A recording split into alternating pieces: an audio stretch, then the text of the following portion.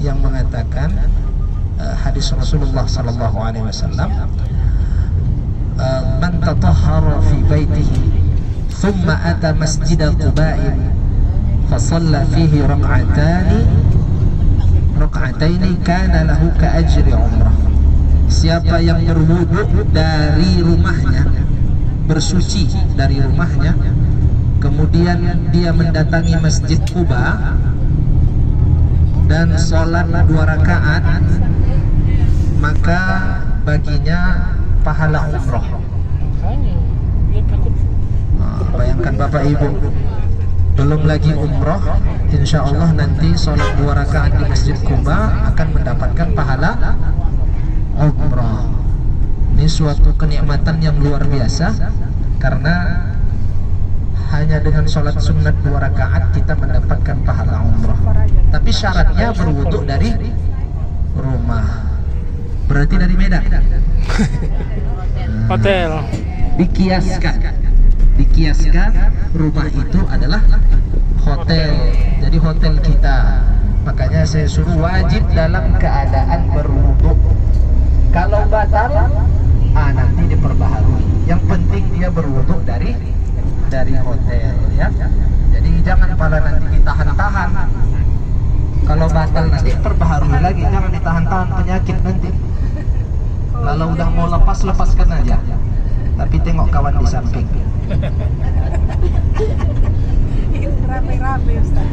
Yang penting sudah berwudu dari rumah. Saya ini melihat ada masjid, Mas, masjid ijabah kita lewati di sini. Saya takut kelewatan. Nanti ada masjid ijabah, tapi kita tak singgah. Mereka ada masjid ijabah, makanya saya tadi ngintip-ngintip, takut kelewatan. Itu dia. Jadi ini di depan Bapak Ibu ada menara. Itu menara, nampak? Menara masjid. Itu namanya Masjid Ijabah. Ijabah itu artinya dikabulkan. Ini dulu di sini Rasul pernah singgah, habis sholat Rasul berdoa.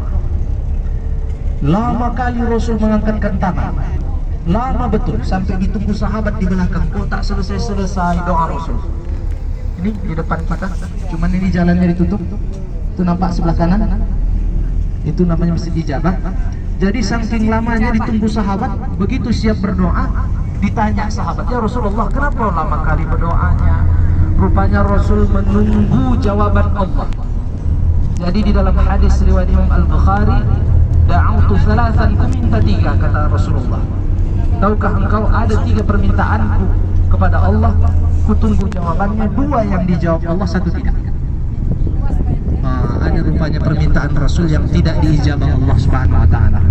Jadi kita jangan pula merasa so hebat pula awak. Iya, Rasul saja ada 1 yang tak diijabah Allah. Kenapa tak diijabah? Karena saking luar biasanya permintaan Rasul, tak mungkin Allah ijabah. Rasul ini kan saking pedulinya dengan kita, permintaan Rasul itu luar biasa kali. Yang pertama kata Rasulullah, Ya Rabbi alla tuhlika ummati bil gharaq. Ya Allah, ya Tuhanku, jangan engkau musnahkan seluruh umatku dengan musibah air bah, banjir. Seperti umat Nabi Nuh alaihissalam, habis semua manusia kecuali yang ada di atas kapal. Makanya waktu kejadian Nabi Nuh, diambil zebra 1 pasang, unta sepasang, supaya jangan musnah. Habis semuanya, hanya hewan-hewan dan manusia yang ada di atas kapal Nabi Nuh yang selamat. Alhamdulillah. Adapun musibah air bah, banjir, ataupun sekarang dikenal dengan tsunami, tak semua umat Nabi Muhammad musnah, hanya paling beberapa lokasi saja. Tak seberapa itu dengan peristiwa Nabi Nuh alaihissalam. Dikabulkan Allah. Yang kedua, Ya Rabbi alla tuhlika ummati. Ya Allah, janganlah engkau musnahkan umatku dengan musim kemarau, paceklik. Alhamdulillah, Allah kabulkan. Ini 2 musim nih, kalau tak banjir, kering, tak turun-turun hujan. Musibah Nabi Nuh, banjirnya bukan datang air dari laut saja, datang air dari laut, muncul pula dari daratan seperti lumpur lapindo. Ditutup satu lubang muncul air, tutup satu lubang muncul air. Makanya gunung pun bisa tenggelam. Begitu luar biasanya air bah di masa Nabi Nuh alaihissalam. Musim kemarau, kemarau-kemaraunya itulah ditutup tuh.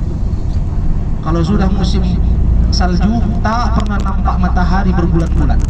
Kalau sudah musim kemarau, tak pernah nampak hujan berbulan-bulan. Kematian pun hewan-hewan karena air pun tak ada untuk minum.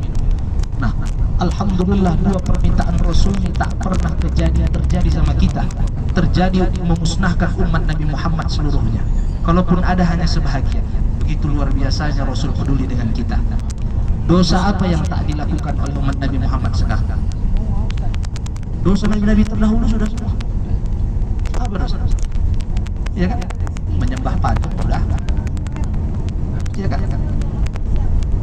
Dosa Nabi Lut ada. Apa lagi? Yang pelit dari Qarun pun ada. Yang macam Fir'aun mengaku Tuhan pun ada. Apa yang tak ada masa sekarang? Nabi palsu lebih banyak pula sekarang. Tapi bencana itu tertahan karena doa Rasulullah sallallahu alaihi wasallam. Oh, luar biasa peduli. Tapi ada satu permintaan yang tak mungkin. Ya Allah, jangan jadikan perselisihan di antara umatku, perbedaan. Tak mungkin. Kita seia sekata tak mungkin. Rambut boleh sama, tapi di bawah rambut berbeda-beda. Makanya membimbing jamaah ini lebih susah dengan karakter yang berbeda-beda. Makanya kami pembimbing nih, saya pernah dibilang sama Ustadz, ada yang senior, Adinda, nanti Adinda umur 40 tahun udah putih semua rambut katanya. Kenapa? Biasanya kita yang bimbing-bimbing jamaah ini cepat keputihan rambut kita katanya.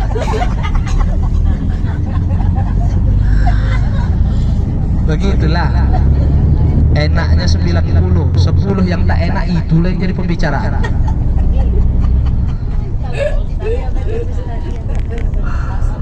Iya kan? Jadi Bapak Ibu, tak mungkin. Rasul takut jadi perselisihan, terjadi pertumpahan darah. Tapi perselisihan itu ada hikmahnya. Al-ikhtilafu rahmah, perselisihan itu rahmat. Dengan adanya perbedaan, orang saling berlomba-lomba untuk kebaikan, jangan berlomba-lomba untuk kejahatan. Itulah tempatnya tadi. Kalau mau ke sana, berjalan kaki lah, agak jauh dari hotel kan, menyeberangi jalan. Kalau saya dulu pernah ke situ berjalan saya dulu. Sholat di situ, tapi hanya buka 5 waktu. Habis sholat tutup balik. Takut nanti orang di situ bertumpuk-tumpuk. Kita udah sampai di Bukit Uhud. Wah, cepat. Udahlah, nanti di bawah kita ceritakan. Disinilah peperangan Uhud. Jadi Bapak Ibu orang tua saya, ini bukit yang dinaiki orang, inilah dulu bukit pemanah. Jadi dulu umat Islam di kota Madinah ada 1000 pasukan. 1000 pasukan, 300 orang Yahudi, 700 orang Islam. Sementara orang kafir Quraisy 3000 datang. Bayangkan 1:3.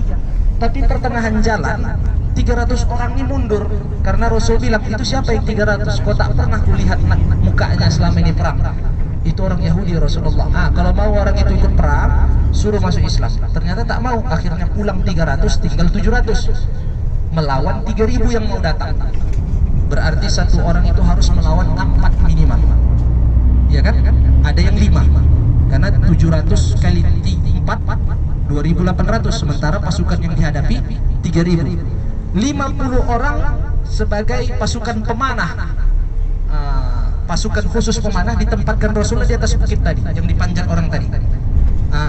Ditempatkan di situ, kata Rasulullah, jangan turun sampai kapanpun, walaupun kami mati dibantai, jangan turun bantukan.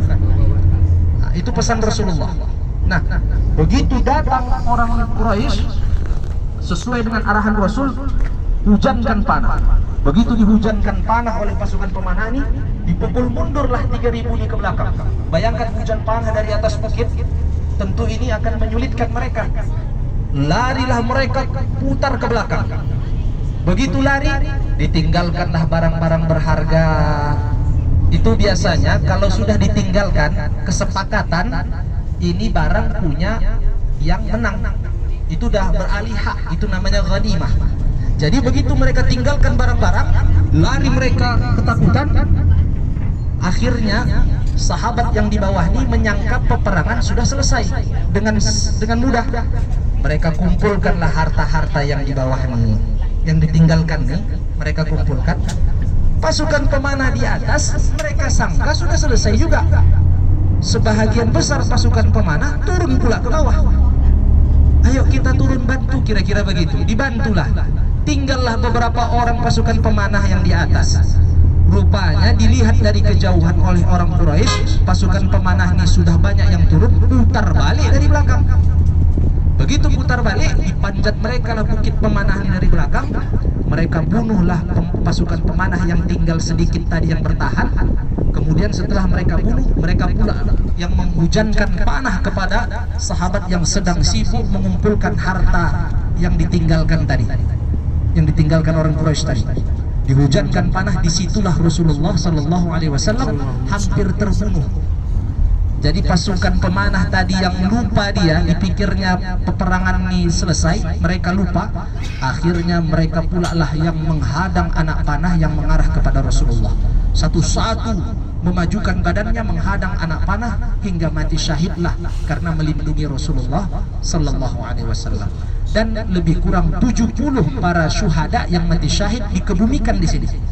Di dalam pagar itu nanti kita akan ziarah. Salah satunya adalah paman Rasulullah Sallallahu Alaihi Wasallam yang sangat dicintai, yang digelar dengan singanya Allah, yaitu Hamzah ibnu Abdul Muttalib.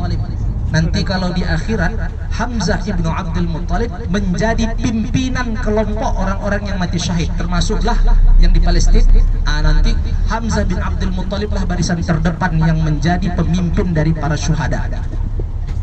Hamzah bin Abdul Muttalib. Kita nanti mau kenalan dengan Hamzah, kita mau mengucapkan salam kepada orang-orang yang dijamin masuk surga di sini. Nanti kita lanjutkan kisahnya. Ayo turun dengan membaca Bismillahirrahmanirrahim. Bismillahirrahmanirrahim. Assalamualaikum warahmatullahi wabarakatuh. Nanti kita lanjutkan kembali.